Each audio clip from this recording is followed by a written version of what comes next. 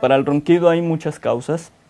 Este es un problema que ha ido con una incrementada prevalencia en general en todo el mundo.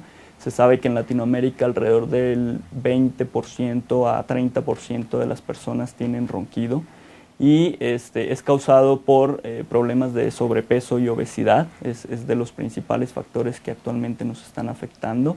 También hay factores anatómicos, ya sea una desviación del tabique, el crecimiento de los cornetes a nivel nasal, el crecimiento de las amígdalas, el crecimiento de otras glándulas que tenemos en la nariz que se llaman adenoides y problemas laringeos, problemas a nivel de paladar.